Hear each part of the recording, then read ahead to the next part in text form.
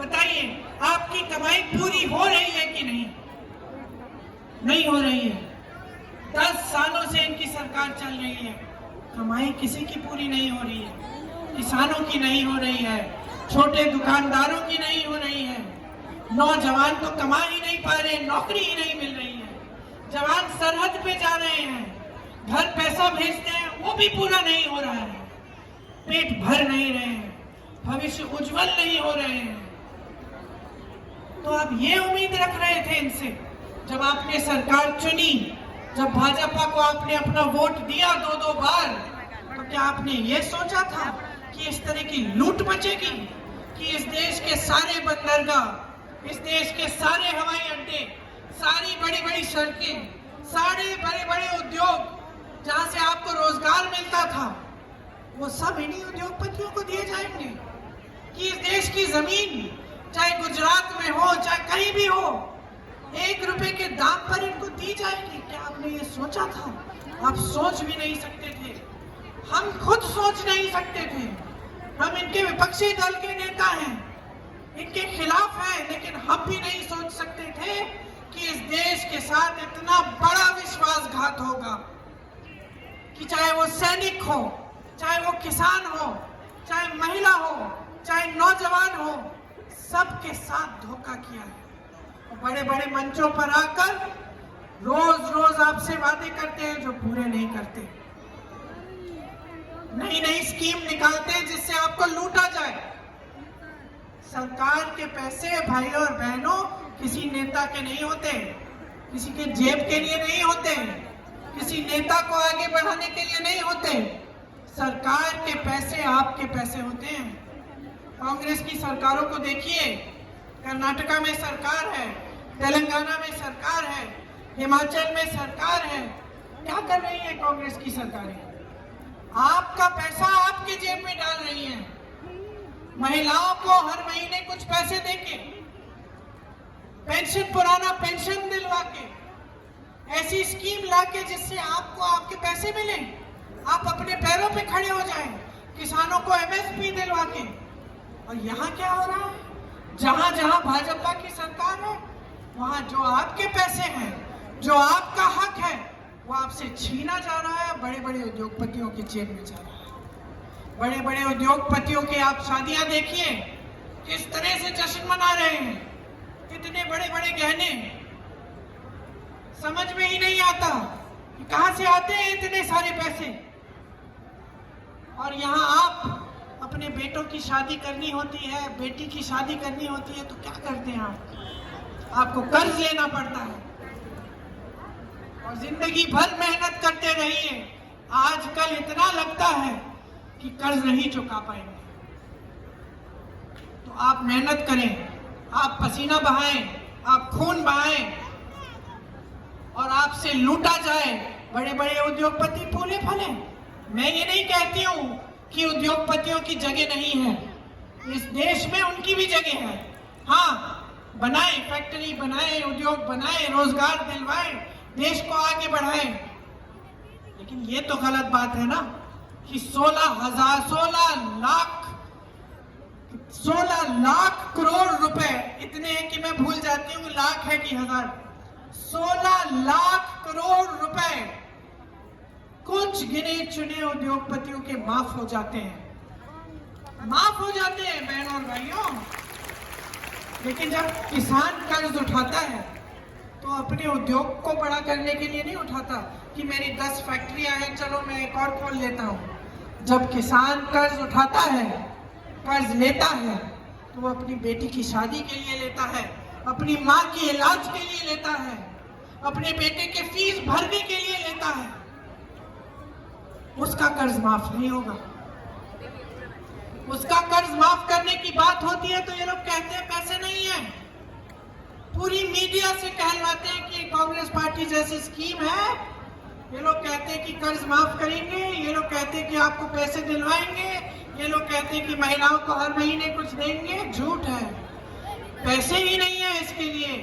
तो मैं इनसे पूछना चाहती हूँ, अगर पैसे नहीं है, अगर हमारी स्कीमों के लिए पैसे नहीं है, अगर किसानों के कर्ज माफ करने के लिए पैसे नहीं है, अगर महिलाओं को पैसे देने के है सरकार के पास, तो आपने इतने बड़े बड़े उद्योगपतियों के लाखों करोड़ रुपए माफ कैसे कर डाले? इसका जवाब नहीं है इनके पास। बहनों और भाइयों, यहाँ पे आपकी तमाम समस्याएं हैं। आप चाहते हैं कि आपको उपमंडल का दर्जा मिले, कि यहाँ की जो सुंदर नहर है इसमें से इसका जो पानी का टाइम है ये बढ़े, ताकि आप अपनी सिंचाई करा सके खेतों की अच्छी तरह से। लेकिन कुछ नहीं हो रहा है आपके लिए। यहाँ पे सिर्फ परेशानियां ही बढ़ती जा रही हैं। भाजपा ऐसी स्कीम लाती है जिसमें फैमिली का आईडी कार्ड है। मैं मिली थी कुछ परिवारों से, कह रहे थे सबका नाम लिखना है आईडी में, और लिखते लिखते एक छोटी सी गलती हो गई तो उसको बदल नहीं सकते, फिर कहते हैं ये काम ही नहीं करेगा। और दूसरा, परिवार में जितने भी सदस्य हैं सारे सदस्यों के नाम लिखने हैं, आमदनी लिखनी है। कई ऐसे परिवार हैं जिसमें मान लो महिला नौकरी नहीं कर रही है, उसकी आमदनी नहीं है, उसके लिए 10,000 रुपए लिख दिए, और जोड़ के पूरे परिवार की आमदनी बढ़ा दी। अब जब वो बेचारी महिला गई अपने बच्चों की भर्ती कराने सरकारी स्कूल में, कह दिया कि नहीं कर सकते, क्योंकि देखो तुम्हारा ये आईडी कार्ड है, इसमें तुम्हारे परिवार की आमदनी बहुत ज्यादा है, तुम्हें ये मुफ्त शिक्षा नहीं मिल सकती।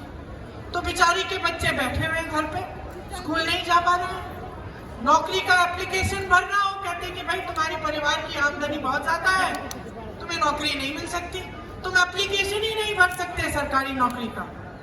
ये क्या बातें हो रही हैं? हर स्तर पर आपके साथ गलत हो रहा है। और ये जो बातें हैं, जो गैस सिलेंडर का दाम है, किस तरह से आप फीस भर रहे हैं, किस तरह से बच्चों की शादियों के लिए कर्ज लेना पड़ रहा है, किस तरह से खेती से कमाई नहीं हो रही है, बड़ी मुश्किल से थोड़ा बहुत कमाया जा रहा है। आपको लग रहा है कि मोदी जी, खट्टर जी, यहाँ के मुख्यमंत्री जी ये बातें समझ भी रहे हैं? वो जान रहे हैं कि ये मुसीबतें हैं आपकी?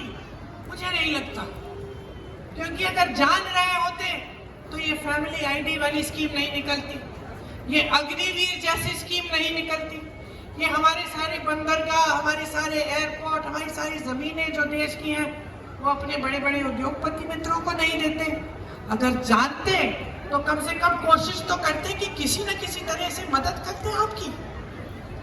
तो या तो जान नहीं रहे हैं, या फिर इनकी नीयत ठीक नहीं है, या फिर इनकी नीयत यही है कि जनता को लूटो, देश आगे बढ़े ना बढ़े, जनता आगे बढ़े ना बढ़े, बस हमारी सत्ता रहनी चाहिए। और चुनाव के समय जाति के नाम पर, धर्म के नाम पर जनता को बांट दो। यही एक काम उन्होंने किया है इस देश में, जनता को बांटा है, जनता को जातियों में, धर्मों में बांट बांट कर, फूट फैलाकर, आपसी नफरत फैलाकर यही काम किया है। मेरे ख्याल से इन्होंने कभी संघर्ष देखा ही नहीं है, कभी दुख झेला ही नहीं है।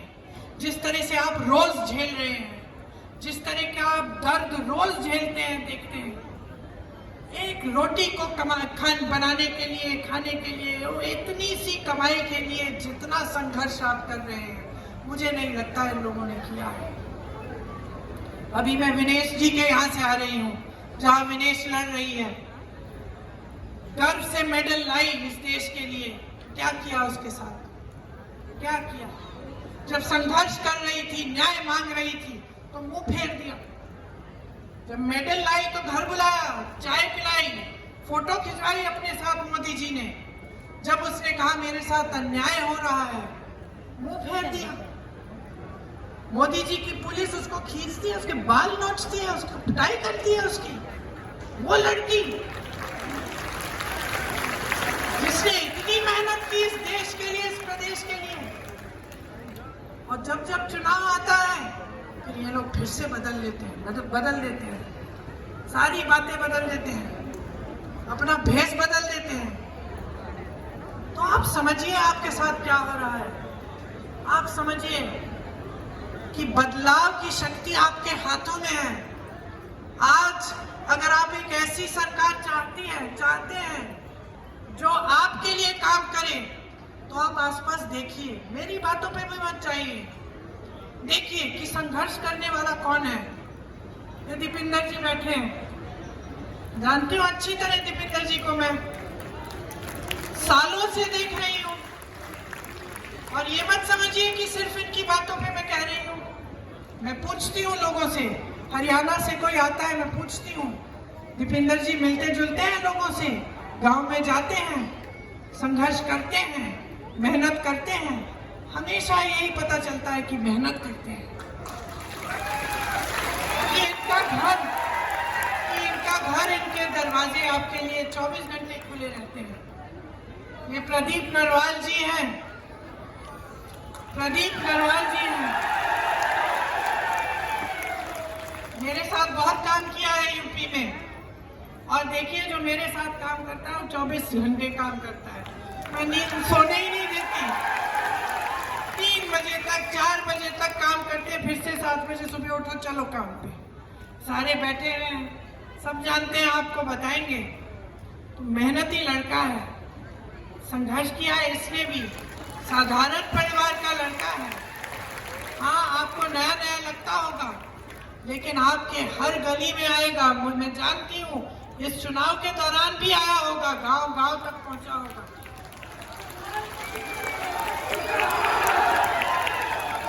देखिए, जब हम नेता को चुनते हैं ना, जब हम नेता को चुनते हैं तो जो 2-4 चीजें मन में रखनी चाहिए कि इसने अपने जीवन में क्या क्या किया है, क्या जनता की सेवा की है, संघर्ष किया है, इसकी क्या कहानी है।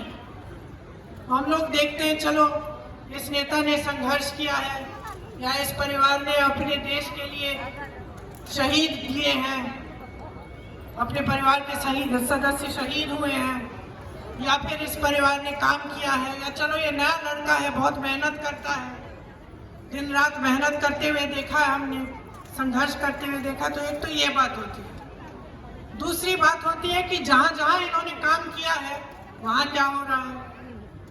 तो जहां जहां, जैसे दीपिंदर जी भी इतनी समय से हरियाणा में काम कर रहे हैं, रोहतक में काम करते हैं, अपने क्षेत्र में काम करते हैं, तो आपने खुद देखा होगा कि हाँ भाई, इनके समय में क्षेत्र में परिवर्तन आया, नौजवानों को थोड़ा रोजगार मिल रहा था, हमारी कमाई इतनी मुश्किल नहीं थी। तो ये भी देखते हैं हम। और फिर हम नेता की नीयत देखते हैं कि नेता जो हमें बता रहा है, जो कह रहा है,